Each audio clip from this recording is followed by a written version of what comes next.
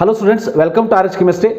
So ಈ ಒಂದು ವಿಡಿಯೋದಲ್ಲಿ ನಾನು ಹೇಳ್ತಾ ಇರುವಂತಹ ವಿಷಯ ಏನಿದೆಯಲ್ಲ, ಇದು ದಯವಿಟ್ಟು KE ಅವರವರೆಗೆ ತಲುಪುವ ತನಕ ಶೇರ್ ಮಾಡಿ, ಅಥವಾ GKVK ಬೆಂಗಳೂರಿನ ಅಧಿಕಾರಿಗಳವರೆಗೆ ತಲುಪುವವರೆಗೂ ಶೇರ್ ಮಾಡಿ. ಯಾಕಂದರೆ ಈ ಒಂದು ವಿಡಿಯೋವನ್ನು ನಾನು ಮಾಡ್ತಾ ಇರುವಂಥದ್ದು ಎಗ್ರಿ ಪ್ರಾಕ್ಟಿಕಲ್ ಎಕ್ಸಾಮಿನೇಷನ್ 10ನೇ ತಾರೀಕಿಗೆ ಏನು ನಡೆದಿತ್ತು.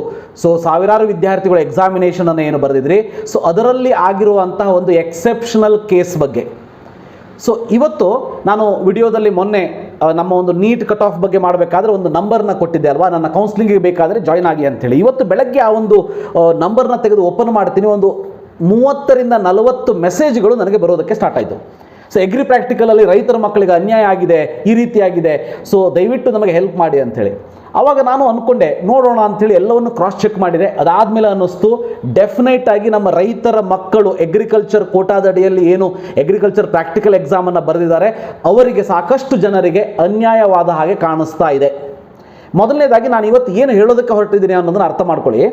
ವಿದ್ಯಾರ್ಥಿಗಳ ಮತ್ತು ಪಾಲಕರೇ, ಮೇ 10ನೇ ತಾರೀಕಿಗೆ ಏನು ಅಗ್ರಿ ಪ್ರಾಕ್ಟಿಕಲ್ ಎಕ್ಸಾಮ್ ಇತ್ತು, ಅದು 17 ಸೆಂಟರ್ಗಳಲ್ಲಿ ನಡೆದಿದೆ. ಫಸ್ಟ್ ಆಫ್ ಆಲ್ ಗೊತ್ತಿರಲಿ, ಬೇರೆ CET ಎಕ್ಸಾಮಲ್ಲಿ ಫಿಸಿಕ್ಸು, ಕೆಮಿಸ್ಟ್ರಿ, ಮ್ಯಾಥ್ಸು, ಬಯಾಲಜಿ ಹೇಗೆ ಕರ್ನಾಟಕದಲ್ಲಿ ಎಲ್ಲ ಕಡೆ ಎಲ್ಲಿ ಎಕ್ಸಾಮ್ ಬರೆದ್ರೂ ಕೂಡ ಒಂದೇ ಕ್ವಶನ್ ಪೇಪರ್ ಇರ್ತದೋ, ಆ ರೀತಿ ಇದು ಇರೋದಿಲ್ಲ.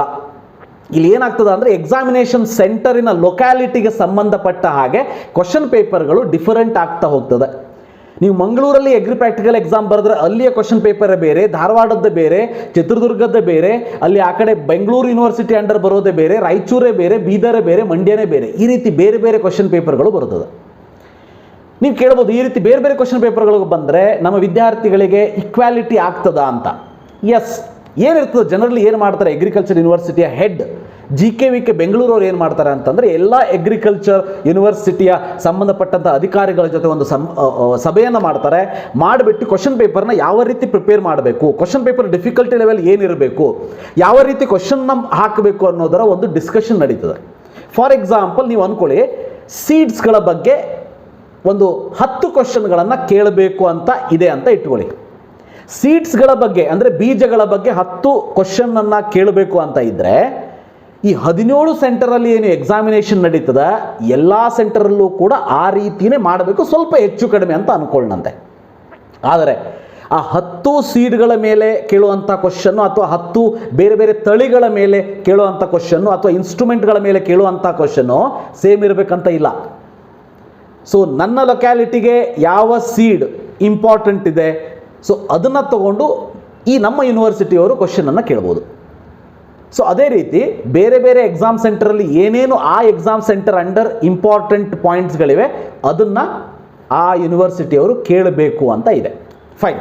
ಹಾಗಿದ್ದಾಗ ಡಿಫಿಕಲ್ಟಿ ಲೆವೆಲ್ ಏನು ಮಾಡ್ತಾರೆ, ಜನರಲಿ ಡಿಫಿಕಲ್ಟಿ ಲೆವೆಲನ್ನು ಸೇಮ್ ಇಟ್ಟಿರ್ತಾರೆ. ಸ್ವಲ್ಪ ಹೆಚ್ಚು ಕಡಿಮೆ ಇರ್ತದೆ, ಅದನ್ನು ಎಕ್ಸೆಪ್ಟ್ ಮಾಡೋಣ ಅಂತ ನಾವು. ಇಷ್ಟು ವರ್ಷನೂ ಕೂಡ ಇದೇ ರೀತಿ ನಡ್ಕೊಂಡು ಬಂದಿದೆ, ಈ ವರ್ಷನೂ ಕೂಡ ಇದೇ ನಡೆದಿದೆ. ಆದರೆ ಈಗ ರಿಸಲ್ಟ್ ಬಂದ ಮೇಲೆ ನಿಮಗೆಲ್ಲ ಗೊತ್ತೇ ಇದೆ, ಆಲ್ರೆಡಿ ಎಲ್ಲ ಯೂನಿವರ್ಸಿಟಿಯವರು, 1-2-3 ಯೂನಿವರ್ಸಿಟಿ ಬಿಟ್ಟರೆ ಪ್ರತಿಯೊಂದು ಬೇರೆ ಬೇರೆ ಯೂನಿವರ್ಸಿಟಿಯವರು ತಮ್ಮ ಒಂದು ಕೀ ಆನ್ಸರ್ನ ರಿಲೀಸ್ ಮಾಡಿದ್ದಾರೆ. ಮತ್ತು ತಮ್ಮಲ್ಲಿ ಸೆಂಟರಲ್ಲಿ ಬರೆದಂಥ ವಿದ್ಯಾರ್ಥಿಗಳಲ್ಲಿ ಎಷ್ಟು ಮಾರ್ಕ್ಸ್ ಬಿದ್ದಿದೆ ಅನ್ನೋದನ್ನು ಕೂಡ ಕೊಟ್ಟಿದ್ದಾರೆ. ಅವೆಲ್ಲವನ್ನು ಅನಾಲಿಸಿಸ್ ಮಾಡ್ತಾ ಹೋದಾಗ ನಮಗೆ ಕಂಡು ಬಂದಂಥ ಒಂದು ಎಕ್ಸೆಪ್ಷನಲ್ ಕೇಸ್, ಹಿರಿಯೂರು ಚಿತ್ರದುರ್ಗದ ಎಕ್ಸಾಮಿನೇಷನ್ ಸೆಂಟರಲ್ಲಿ ಬಂದಿರುವಂಥದ್ದು ಏನು ಅಂತ ಅಂದರೆ, ನೀವೇ ಹೇಳಿ, ನಿಮಗೆ ನೆನಪಿದ್ರೆ 2024 ನೀಟ್ ಎಕ್ಸಾಮ್ ಆದಮೇಲೆ ರಿಸಲ್ಟ್ ಬಂತು. ಆ ರಿಸಲ್ಟಲ್ಲಿ 720 ಔಟ್ ಆಫ್ 720 ತೆಗೆದುಕೊಂಡಿರುವಂತಹ ಸಂಖ್ಯೆ ಒಂದು ಸೆಂಟರಿನಲ್ಲಿ, ಅದು ಒಂದು ಎಕ್ಸಾಮ್ ಹಾಲಲ್ಲಿ ಕೂತ್ಕೊಂಡವರು ಅಥವಾ ಒಂದು ಸೆಂಟರ್ನಲ್ಲಿ ಜಾಸ್ತಿ ಬಂದಾಗ NTA ರೀ ಎಕ್ಸಾಮ್ ಮಾಡಿದರು. ಹೌದಾ? ಈಗ ಹೇಳ್ತೀನಿ, 17 ಸೆಂಟರಲ್ಲಿ ಎಕ್ಸಾಮಿನೇಷನ್ ಬರೆದಿದ್ದಾರೆ. ಇನ್ನೂ ಕೆಲವೊಂದಷ್ಟು ಸೆಂಟರ್ಗಳ ಒಂದು ರಿಸಲ್ಟ್ ಬರಬೇಕು. ಈಗ ಬಂದಿರುವಂಥದ್ದು ಆಲ್ಮೋಸ್ಟ್ ಒಂದು 10 ಸೆಂಟರ್ನ ರಿಸಲ್ಟ್ ಬಂದಿದೆ. ನಿಮಗೆ ರಿಸಲ್ಟ್ ನಾನೇ ಹೇಳ್ತಾ ಹೋಗ್ತೀನಿ, ನೀವೇ ಹೇಳ್ತೀರಾ ಇದು ಅನ್ಯಾಯ ಯಾರಿಗೆ ಆಗಿದೆ ಅನ್ನೋದು. ಇದರಲ್ಲಿ ಕ್ವಶನ್ ಪೇಪರೇ ಆ ರೀತಿ ಈಸಿಯಾಗಿತ್ತ ಹಿರಿಯೂರು ಚಿತ್ರದುರ್ಗದಲ್ಲಿ, ಅಥವಾ ಈ ಒಂದು ಕ್ವಶನ್ ಪೇಪರ್ ಏನಾದರೂ ವಿದ್ಯಾರ್ಥಿಗಳಿಗೆ ಮೊದಲೇ ಸಿಕ್ಕಿತ್ತಾ, ಏನೂ ಗೊತ್ತಿಲ್ಲ. ನಾನು ಯಾರನ್ನೂ ಬ್ಲೇಮ್ ಮಾಡ್ತಾ ಇಲ್ಲ. ಆದರೆ ಈ ಒಂದು ರಿಸಲ್ಟ್ ಶೀಟ್ ಏನಿದೆ, ಅಥವಾ ಈ ಒಂದು ಅನಾಮಲಿ ಏನಿದೆ, ಇದಕ್ಕೆ KE ಅವರು, ಯಾಕಂದರೆ ಎಷ್ಟೇ ಆದರೂ ಎಕ್ಸಾಮಿನೇಷನ್ ಕಂಡಕ್ಟ್ ಮಾಡೋದು ಅಗ್ರಿಕಲ್ಚರ್ ಯೂನಿವರ್ಸಿಟಿಯವರು ಅಂತ ಆದರೂ ಕೂಡ ರಿಸಲ್ಟ್ ಮತ್ತು ಕೌನ್ಸಿಲಿಂಗ್ ಆಗೋದು ನಮಗೆ KEA ಮೂಲಕ ಅಲ್ವಾ, ಕರ್ನಾಟಕ ಎಕ್ಸಾಮಿನೇಷನ್ ಅಥಾರಿಟಿ ಮೂಲಕ ಅಲ್ವಾ.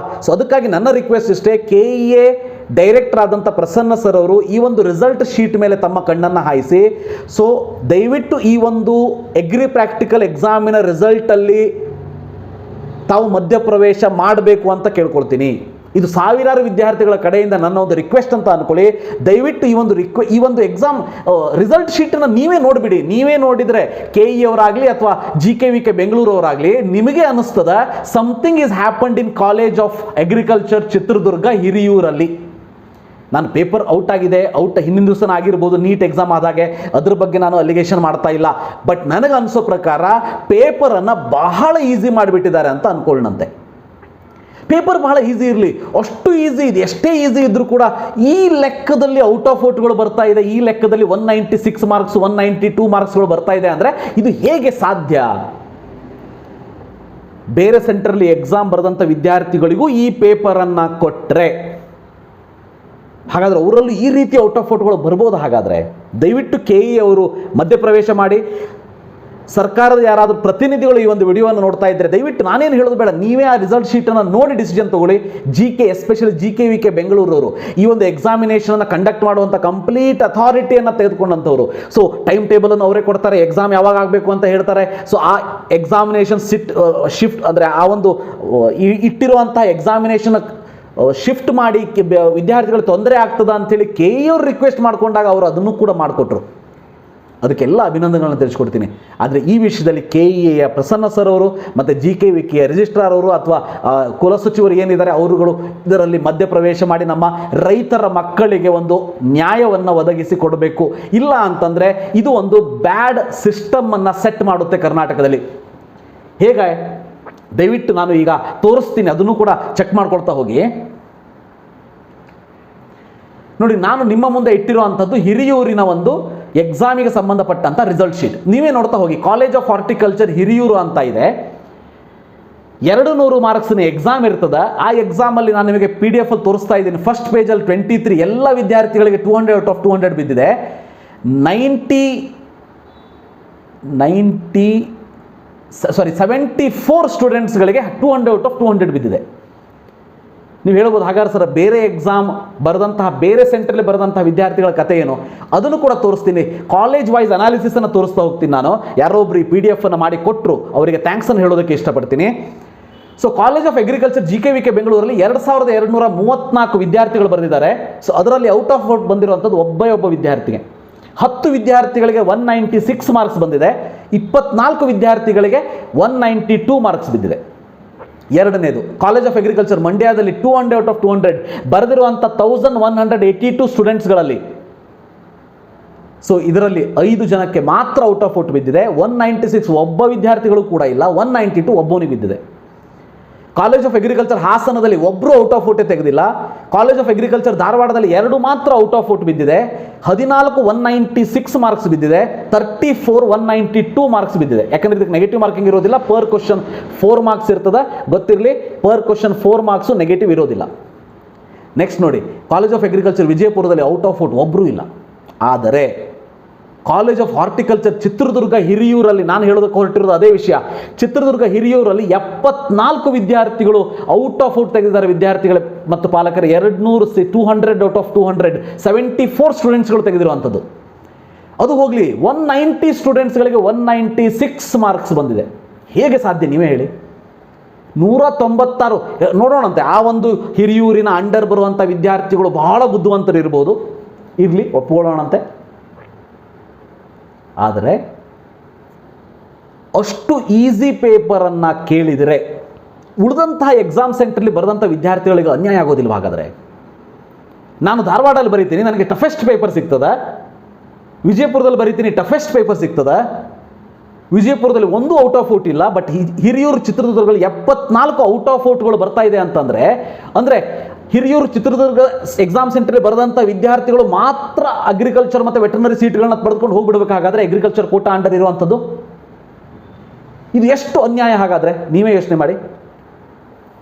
ನೋಡಿ, 190 ಹೋಗಲಿ, 192 ಬಿದ್ದಂಥ ವಿದ್ಯಾರ್ಥಿಗಳು 238 ಸ್ಟೂಡೆಂಟ್ಸ್ ಇದ್ದಾರೆ. 238 ಸ್ಟೂಡೆಂಟ್ಗಳು 192 ಬಿದ್ದಂಥ ವಿದ್ಯಾರ್ಥಿಗಳು. ಅದೇ ರೀತಿ 188 243 ಸ್ಟೂಡೆಂಟ್ಸ್ಗಳಿಗೆ ಬಂದಿದೆ. 184 213 ಸ್ಟೂಡೆಂಟ್ಸ್ಗಳಿಗೆ ಬಂದಿದೆ. ಬರೆದಿರೋರೇ 2143 ವಿದ್ಯಾರ್ಥಿಗಳು. 70% of the students have scored, 70ಕ್ಕಿಂತ ಜಾಸ್ತಿ ಇರ್ಬೋದು, 170 ಮಾರ್ಕ್ಸ್ ಔಟ್ ಆಫ್ 200. ನನಗೆ ಡೌಟ್ ಬಂದು ನನ್ನ ಗ್ರೂಪಲ್ಲಿ ನನಗೆ ಪರಿಚಯದಲ್ಲಿ ಯಾರು ಒಂದಿಬ್ಬರು ಹಿರಿಯೂರು ಚಿತ್ರದುರ್ಗದಲ್ಲಿ ಎಕ್ಸಾಮಿನೇಷನ್ ಬರೆದ್ರು. ಅವರಿಗೆ ಕಾಲ್ ಮಾಡಿ ಕೇಳಿದೆ ಹೇಗಿತ್ತು ಪೇಪರು. ಅವ್ರು ಹೇಳಿದರು ಎಸ್ ಸರ್ ಭಾಳ ಮಸ್ತ್ ಈಸಿ ಇತ್ತು ಪೇಪರು. ಫ್ರೂಟ್ಸ್ಗಳ ಮೇಲೆ ಸೀಡ್ಗಳ ಮೇಲೆ ಕ್ವಶನನ್ನು ಕೇಳಿದರು. ಎಷ್ಟು ಮಾರ್ಕ್ಸ್ ಬಿದ್ದಿದೆ ಅಂತ ನೋಡಿದರೆ 140 150 ಬಿದ್ದಿದೆ ಅವ್ರದ್ದು. ಪೇಪರ್ ಈಸಿ ಇತ್ತು ಅನ್ನೋರು. ಹಾಗಿದ್ದಾಗ ಅಟ್ಲೀಸ್ಟ್ ಒಬ್ಬ ವಿದ್ಯಾರ್ಥಿ 200 ಔಟ್ ಆಫ್ 200 ತೊಗೊಳ್ಳಿ, 10 ಜನ ತೊಗೊಳ್ಳಿ, 20 ಜನ ತೊಗೊಳ್ಳಿ, ಒಪ್ಪೋಳ್ನಂತೆ. ಆದರೆ 74 ವಿದ್ಯಾರ್ಥಿಗಳು ಒಂದೇ ಎಕ್ಸಾಮ್ ಸೆಂಟರ್ಲಿ 200 ಔಟ್ ಆಫ್ 200 ತೊಗೋತಾರೆ. 190 ವಿದ್ಯಾರ್ಥಿಗಳು ಒಂದು ಕ್ವಶನನ್ನು ಮಾತ್ರ ರಾಂಗ್ ಮಾಡ್ತಾರೆ ಅಂತ ಅಂದರೆ ಅದೆಷ್ಟು ಈಸಿ ಪೇಪರ್ ನೀವು ಕೇಳಿರ್ಬೋದಾಗಾದರೆ ಚಿತ್ರದುರ್ಗದಲ್ಲಿ, ಹಿರಿಯೂರು ಚಿತ್ರದುರ್ಗದಲ್ಲಿ. ಹೀಗೆ ಒಂದು ಸೆಂಟ್ರಲ್ಲಿ ಇಷ್ಟು ಈಸಿ ಪೇಪರ್ನ ಕೇಳಿ ಎಲ್ಲರೂ ಔಟ್ ಆಫ್ ಔಟ್ ತೆಗೆಯುವ ಹಾಗೆ, ಎಲ್ಲರೂ 190 ಎಬೋವ್ ತೆಗೆಯುವ ಹಾಗೆ ಮಾಡಿದರೆ ಉಳಿದಂತಹ ಬೇರೆ ಬೇರೆ 16 ಸೆಂಟ್ರಲ್ಲಿ ಬರೆದಂಥ ವಿದ್ಯಾರ್ಥಿಗಳ ಕತೆ ಏನಾಗಾದರೆ? ಆ ವಿದ್ಯಾರ್ಥಿಗಳು ಹಾಗಾದರೆ ಎಕ್ಸಾಮಿನೇಷನ್ ಬರೆದಿದ್ದೇ ತಪ್ಪ? ಆ ವಿದ್ಯಾರ್ಥಿಗಳಿಗೆ ಸೀಟೇ ಸಿಗೋದಿಲ್ಲ ಹಾಗಾದರೆ? ನೀವೇ ಯೋಚನೆ ಮಾಡಿ.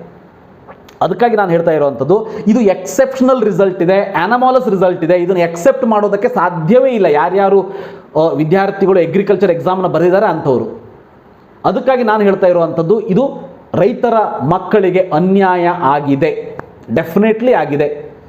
ಅದು ಪೇಪರ್ ಲೀಕ್ ಅಂತ ಹೇಳೋದಕ್ಕೆ ನಾನು ಇಷ್ಟಪಡೋದಿಲ್ಲ. ಅದೇನಾದರೂ ಆಗಿದೆಯಾ ಅನ್ನೋದು ಮಟ್ಟಿಗೆ ಅದನ್ನು ಕೂಡ ತನಿಖೆಯನ್ನು ಮಾಡ್ಬೋದು. ಆದರೆ ನನಗನ್ಸೋ ಮಟ್ಟಿಗೆ ಪೇಪರನ್ನು ಇಷ್ಟು ಈಸಿನೂ ಕೊಡಬಾರ್ದಲ್ವಾ? ಒಂದು ಸೆಂಟರಲ್ಲಿ ಔಟ್ ಆಫ್ 17 ಸೆಂಟರ್ ಒಂದು ಸೆಂಟರಲ್ಲಿ ಈ ರೀತಿ ಈಸಿ ಕೊಟ್ಟರೆ, ಈ ಸೆಂಟರ್ ವಿದ್ಯಾರ್ಥಿಗಳಿಗೇ ನೀವು ಅಗ್ರಿಕಲ್ಚರ್ ಪ್ರಾಕ್ಟಿಕಲ್ ಕೊಟ್ಟದು ಎಲ್ಲ ಸೀಟುಗಳು ಸಿಕ್ಬಿಡ್ತು ಅಂತ ಅಂದರೆ, ಸೊ ಬೇರೆ ರಾಜ್ಯದ ಬೇರೆ ಬೇರೆ ವಿಭಾಗಗಳಲ್ಲಿ ಯೂನಿವರ್ಸಿಟಿಯಲ್ಲಿ ಎಕ್ಸಾಮ್ ಸೆಂಟ್ರಲ್ಲಿ ಬರೆದಂಥ ವಿದ್ಯಾರ್ಥಿಗಳ ಕತೆ ಏನಾಗಾದರೆ? ಅವರು ಏನು ಅನ್ಯಾಯ ಮಾಡಿದ್ದಾರೆ? ಸೊ ಆ ಕಾರಣಕ್ಕೆ ಈ ನಿಟ್ಟಿನಲ್ಲಿ ನನ್ನ ರಿಕ್ವೆಸ್ಟ್ ಇಷ್ಟೇ, KEA ಅಧಿಕಾರಿಗಳು, ಪ್ರಸನ್ನ ಸರ್ ಅವರು ದಯವಿಟ್ಟು ಮಧ್ಯಪ್ರವೇಶ ಮಾಡಿ ಈ ಒಂದು ರಿಸಲ್ಟಲ್ಲಿ. ಅದು ನೀವು ರೀ ಎಕ್ಸಾಮ್ ಮಾಡಿಸ್ತೀರೋ ಅಥವಾ ಏನು ಮಾಡ್ತೀರಿ ನಿಮಗೆ ಬಿಟ್ಟಿದ್ದು. ಆದರೆ ಈ ರಿಸಲ್ಟ್ ಎಕ್ಸೆಪ್ಟ್ ಮಾಡುವಂಥದ್ದು ಅಲ್ಲವೇ ಅಲ್ಲ. ಅಟ್ಲೀಸ್ಟ್ GKVK ಬೆಂಗಳೂರು ಏನು ಈ ಎಕ್ಸಾಮಿನೇಷನ್ ಪ್ರಾಕ್ಟಿಕಲ್ ಎಕ್ಸಾಮಿನೇಷನ್ ಕಂಡಕ್ಟ್ ಮಾಡೋದಕ್ಕೆ ಹೆಡ್ ಅಂತ ನಾವೇನು ಹೇಳ್ತೀವಿ, ಅವರ ಒಂದು ಅಧ್ಯಕ್ಷತೆಯಲ್ಲಿ ನಡೆಯುವಂಥದ್ದು, ದಯವಿಟ್ಟು ಅವರುಗಳಾದರೂ ಈ ಒಂದು ರಿಸಲ್ಟಲ್ಲಿ ಭಾಗವಹಿಸಿ ತಮ್ಮ ಒಂದು ಒಪಿನಿಯನ್ ಏನು ಅಂತನಾದರೂ ಇದರಲ್ಲಿ ಹೇಳಿ. ಸೊ ಇಷ್ಟು ಹೇಳ್ತಾ ಈ ಒಂದು ವಿಡಿಯೋವನ್ನು ಮುಗಿಸ್ತೀನಿ. ಬಟ್ ಕೊನೆಯಲ್ಲಿ ಹೇಳೋದಿಷ್ಟೇ, ರೈತರ ಮಕ್ಕಳಿಗೆ ಅನ್ಯಾಯ ಆಗಿದೆ. ನಮ್ಮ ವಿದ್ಯಾರ್ಥಿಗಳಿಗೆ ಬೇರೆ 16 ಸೆಂಟರಲ್ಲಿ ಏನು ಬರೆದಿದ್ದಾರೆ ಅಗ್ರಿಕಲ್ಚರ್ ಪ್ರಾಕ್ಟಿಕಲ್ ಎಕ್ಸಾಮನ್ನು, ಆ ಸೆಂಟರಲ್ಲಿ ಬರೆದಂಥ ವಿದ್ಯಾರ್ಥಿಗಳಿಗೆ ಅನ್ಯಾಯ ಆಗಿದೆ. ಇದು ಸರಿಪಡಿಸುವಂಥದ್ದು. ದಯವಿಟ್ಟು ಅದಕ್ಕೆ ರೀ ಎಕ್ಸಾಮ್ ಮಾಡ್ತಿರೋ ಆ ಸೆಂಟರ್ದವರಿಗೆ ಕ್ವಶನ್ ಪೇಪರ್ ಇನ್ನೊಂದ್ಸಲ ಸೆಟ್ ಮಾಡಿ ಏನು ಮಾಡ್ತೀರಿ ಅದು ನಿಮಗೆ ಬಿಟ್ಟಿದ್ದು. ಆದರೆ ಈ ರಿಸಲ್ಟ್ ಮಾತ್ರ ಎಕ್ಸೆಪ್ಟ್ ಮಾಡುವಂಥದ್ದಲ್ಲವೇ ಅಲ್ಲ. ಅದು ನಾನು ಹೇಳುವಂಥ ಅವಶ್ಯಕತೆ ಇಲ್ಲ. ಕಾಮನ್ ಸೆನ್ಸ್ ಇರುವಂಥ ಯಾವುದೇ ಪರ್ಸನ್ನಿಗೆ ಇದನ್ನು ತೋರಿಸಿ, ಈ ಒಂದು ಶೀಟನ್ನು ತೋರಿಸಿ, ಬೆಂಗಳೂರಲ್ಲಿ 1 ಇದ್ದಾರೆ, ಮಂಡ್ಯದಲ್ಲಿ 5 ಇದ್ದಾರೆ, ಧಾರವಾಡದಲ್ಲಿ 2 ಇದ್ದಾರೆ, ಈ ಒಂದು ಹಾಸನ ಮತ್ತು ವಿಜಯಪುರದಲ್ಲಿ ಒಬ್ಬರೂ ಇಲ್ಲ, ಈವನ್ ಶಿವಮೊಗ್ಗದಲ್ಲಿ, ಬೀದರಲ್ಲಿ, ಬೆಂಗಳೂರು ವೆಟರ್ನರಿ ಕಾಲೇಜ್ ಬೆಂಗಳೂರಲ್ಲಿ, ಈವನ್ ಕಾಲೇಜ್ ಆಫ್ ಫಿಶರೀಸ್ ಮಂಗಳೂರಲ್ಲಿ ಎಕ್ಸಾಮ್ ಬರೆದಂಥವ್ರು ಒಬ್ಬರೂ ಔಟ್ ಆಫ್ ಔಟ್ ಇಲ್ಲ. ಆದರೆ ಹಿರಿಯೂರು ಚಿತ್ರದುರ್ಗದಲ್ಲಿ 74 ವಿದ್ಯಾರ್ಥಿಗಳು ಔಟ್ ಆಫ್ ಔಟ್ ಇದ್ದಾರೆ ಅಂತಂದರೆ ಯಾರಿಗಾದರೂ ಡೌಟ್ ಬರ್ತದಲ್ವಾ? 10 20 ಅಂತ ಇದ್ದರೆ ನಾನು ಇವತ್ತು ವಿಡಿಯೋನೇ ಮಾಡ್ತಿರ್ಲಿಲ್ಲ. ಬಟ್ 74 ಔಟ್ ಆಫ್ ಔಟ್ 190 ಸ್ಟೂಡೆಂಟ್ಸ್ಗಳ 196 ಮಾರ್ಕ್ಸ್, 238 ಸ್ಟೂಡೆಂಟ್ಸ್ಗಳ 192 marks. It is not at all acceptable. ದಯವಿಟ್ಟು ವಿದ್ಯಾರ್ಥಿಗಳೇ ಈ ಒಂದು ವಿಡಿಯೋವನ್ನು ಶೇರ್ ಮಾಡಿ. ಯಾರು ಜೆನ್ಯೂನ್ ಆಗಿ ಬರೆದಿದ್ದಾರೆ ಬೇರೆ ಬೇರೆ ಸೆಂಟರಲ್ಲಿ, ಅವರಿಗೆ ಅನ್ಯಾಯ ಆಗಿದೆ, ಈ ಅನ್ಯಾಯಕ್ಕೆ ನಾವು ತಲೆಬಾಗೋದಕ್ಕೆ ಸಾಧ್ಯ ಆಗೋದಿಲ್ಲ. KE ಅವರು ಇದರಲ್ಲಿ ಮಧ್ಯಪ್ರವೇಶ ವಹಿಸಲೇಬೇಕು.